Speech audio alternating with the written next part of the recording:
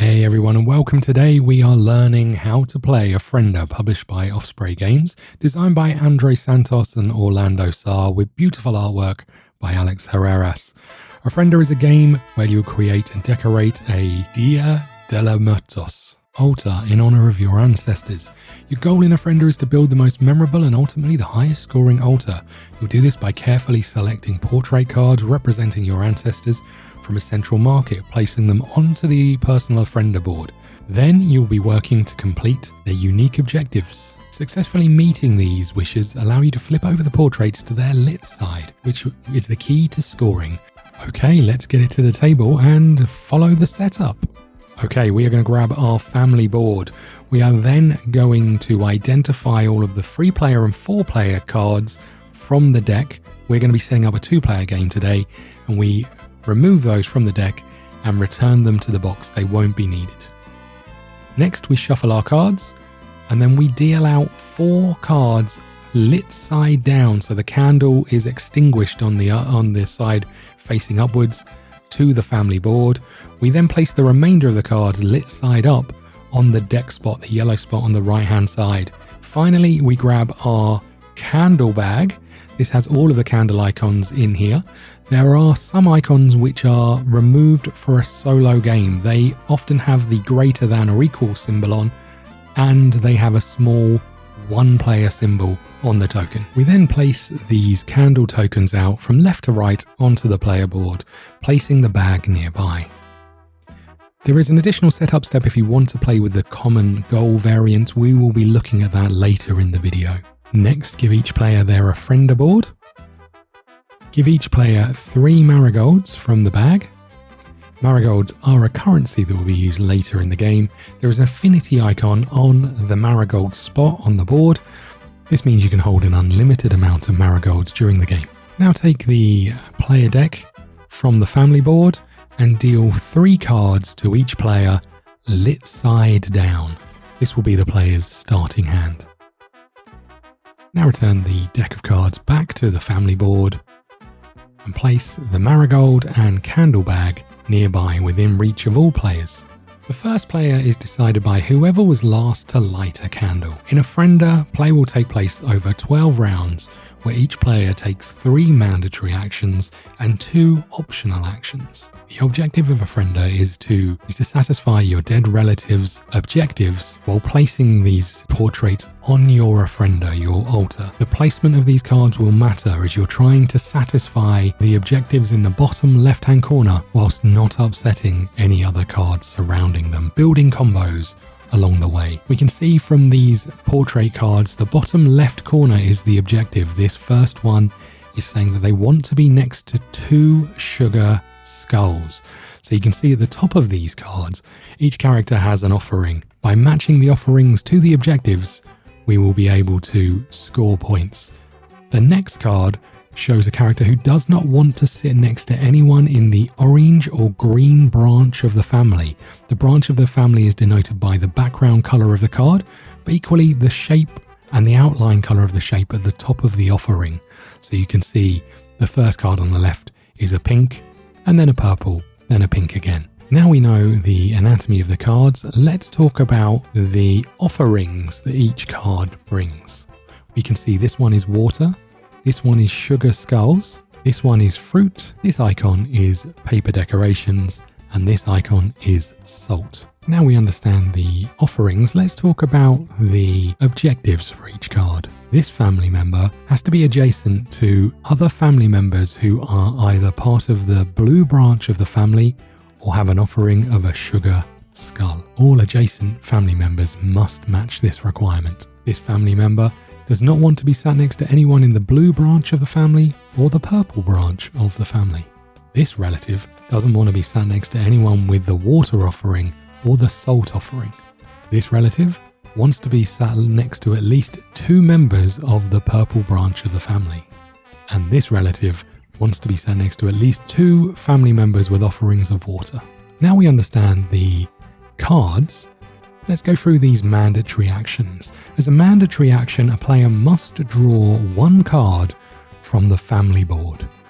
They can take any one of the 4 cards If they take the card on the left, they can do so for free. They can take it and add it to their hand.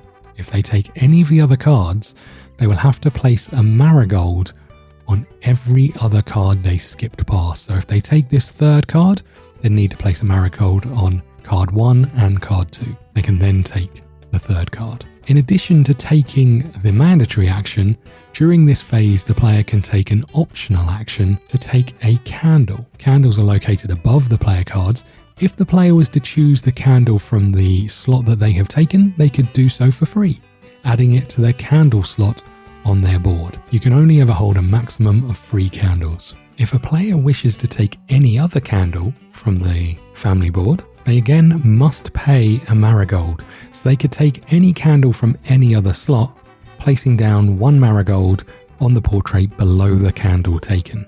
So in this instance, even if we took the candle in the first slot, we would still only pay 1 Marigold. The second mandatory action is the Replenish action. During this phase of the round, players will move all portraits down from right to left, replacing the last portrait and flipping it over to its unlit side. They will also move all candles down to the left, replacing it with one from the bag. Now we've completed the Replenish action, we're on to the final mandatory action. This action is to place a portrait onto your board or to discard a portrait. A player can discard a portrait, returning it to a discard pile to gain 3 Marigolds. Note, in this image I have placed the Marigolds on the wrong side of the board. They should be on the right and the candle on the left. If a player decides not to discard a portrait, they must place a portrait onto their Ofrenda, onto their altar. They will choose the appropriate location, choosing a card, making sure it matches other combos that they're looking to build, and then they will place it onto one of the locations on their board. Each location has various different items. Up here you can see we have slots where you must discard a Marigold to place a card there. Next we have the opposite, slots where you gain a Marigold for placing a card in that slot. Finally, we have the golden bordered slots. These will be worth double points when scored. Remember, only score cards which are flipped to the lit side. The last optional action of the player's turn is to decide whether to place a Marigold or a candle onto the altar. A player can only place a Marigold or candle if all adjacent slots to the candle or Marigold slot are populated. So in this instance, a candle can be placed because these 3 cards are adjacent to the candle slot. In this instance, a player can place a Marigold because all 3 cards are adjacent to the Marigold slot. It's important to note that when placing a candle, the objective on the candle does not need to be adjacent to the cards the candle is adjacent to. It can be any cards on the Ofrenda that are achieving those objectives. Equally, if a player had placed 3 cards in a previous turn, they can now not place a Marigold or a candle on this turn in that slot. It has to be populated when players are playing their cards to complete the adjacent cards. The player will end their turn with 3 cards in hand, and we will now move on to player 2. Player 2 will follow the same mandatory and optional actions: take a portrait, take a candle, replenish, place or discard 1 portrait, place candles and Marigolds in surrounding slots. Player 2 is then able to take the same actions as player 1. In this instance, the first card has 2 Marigolds on it. Player 1 can take that card and add those Marigolds to their stash. They then have a choice to take a candle if they so wish. Again, if they take a candle from a slot not empty from taking a card, they must pay 1 Marigold to the portrait from the slot that they do take. So in this instance, we chose the 3rd candle and therefore put a Marigold on the 3rd card. We then take the Replenish action, sliding cards down. We turn over the next card in the draw deck, placing it lit side down, and then we slide any candles down and replenish those. Player 2 then makes a decision as to who they are going to place on their board. Again, they could discard a card to gain 3 Marigolds. In this instance, they're placing a card on this slot which requires a Marigold to pay, so they'll take their Marigold and place it back in the bag. Player 2 could also place a candle at this instance or a marigold, however no adjacent cards are completing the linked cards, therefore no candle or marigold can be placed. We're now jumping back to player 1's turn. Again, they could draw, or they will draw a card from the deck. They're now going to take a look at what cards they would like to place. Looking at the card that they've already placed, we can see that this card wants to be adjacent to 2 fruit. We do have a card that has fruit on it, however, this card does not want to be next to salt.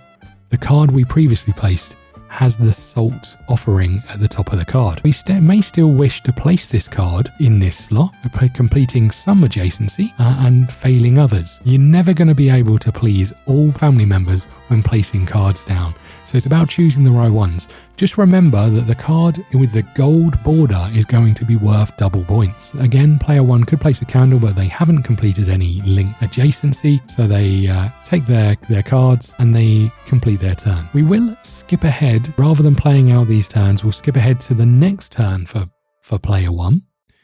They are going to place this card in this slot, playing a marigold.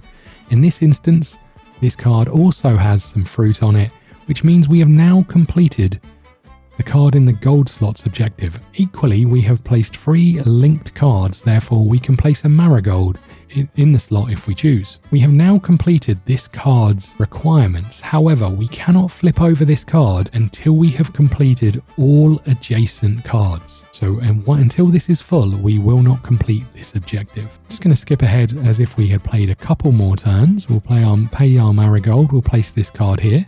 We'll then skip ahead again and place a candle in this location. And finally, because all of these 3 cards are linked, we can place this candle here.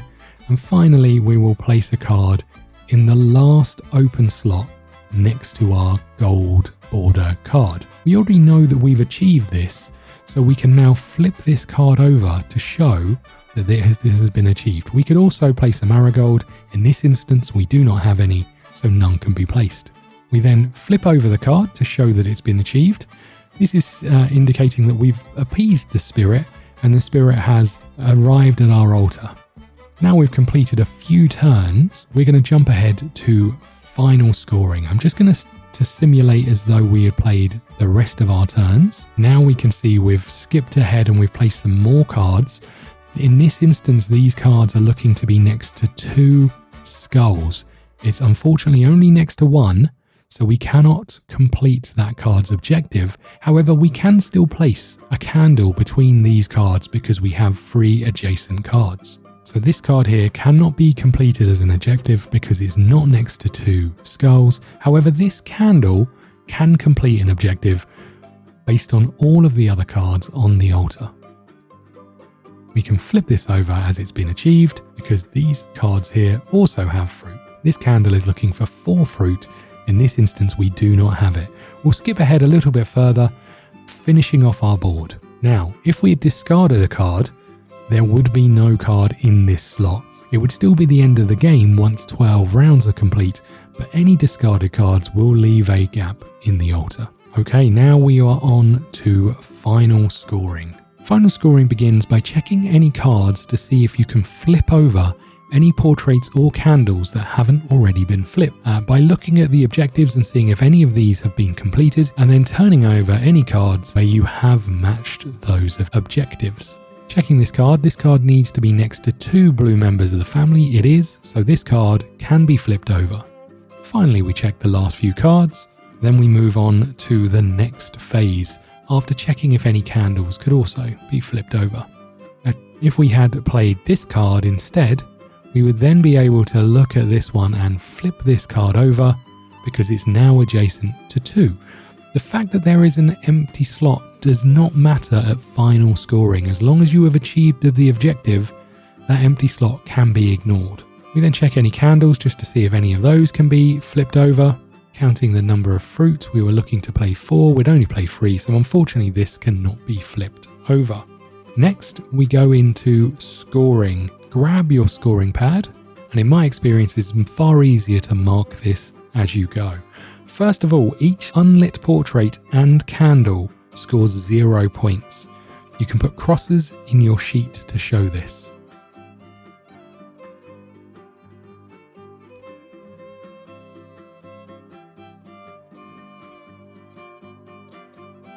Next, each lit portrait scores 2 points per adjacent lit portrait and 1 point per adjacent unlit portrait. Remember to double scores for the golden slot. I forget to do this in this example. So we can see this portrait is next to 1, 2, 3, 4 unlit portraits. Therefore, this is worth 4 points, doubled to 8 points. Next, we check this one at the top is next to 1, 2, 3 unlit portraits and 1 lit portrait. So that is 5 points. This should have been doubled to 10 based on the golden slot.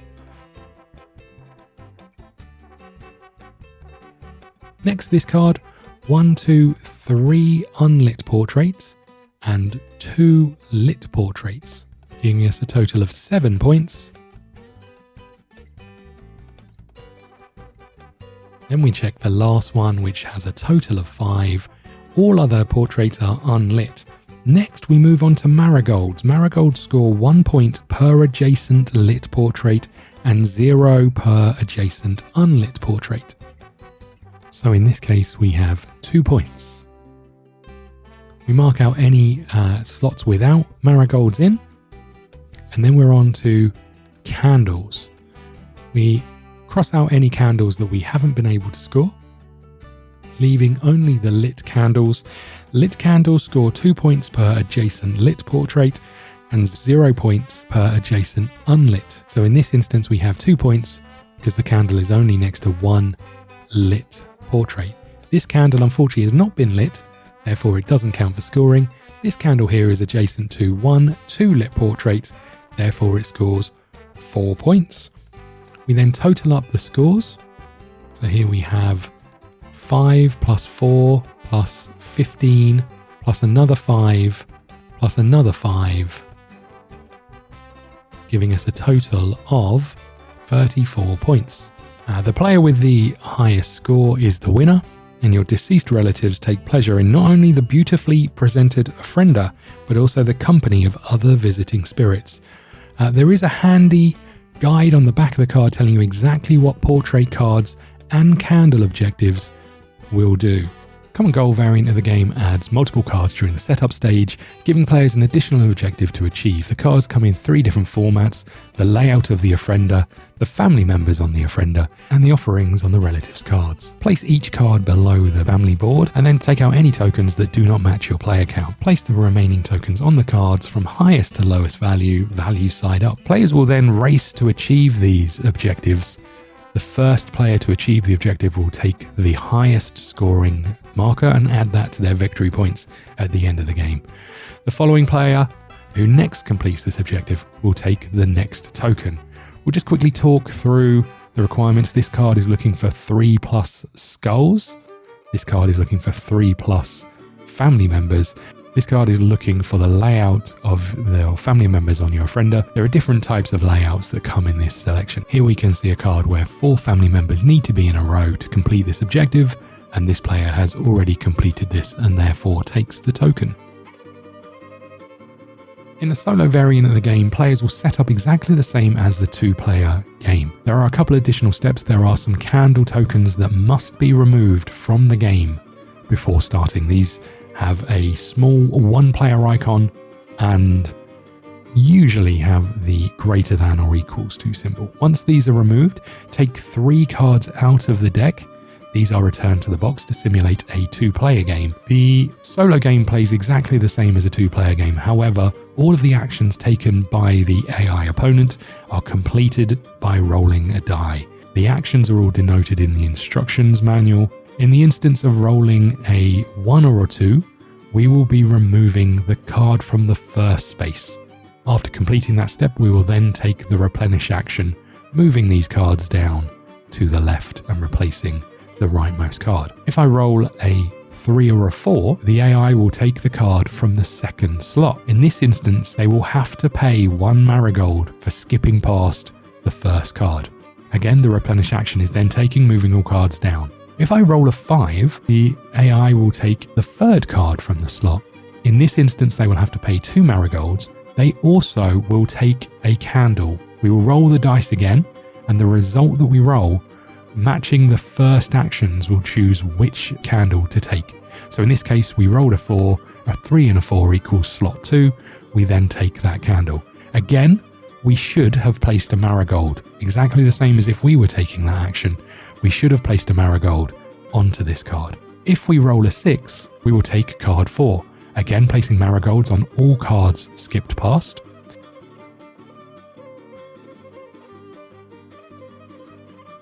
And again, we will re-roll the dice to choose which candle, in this instance 1, and a marigold should be placed on card number 1. We then replenish the candle and the card, and that is the bot's turn over. We will continue this for 12 rounds of the game, exactly the same, and then finally you will have scoring objectives in the instruction booklet. 0 to 69 means you've done a terrible job, over 110 means you've done fantastically well. Okay, that completes how to play Ofrenda. I'd love to know how you feel about the game once you've given it a go. Hopefully this video has helped.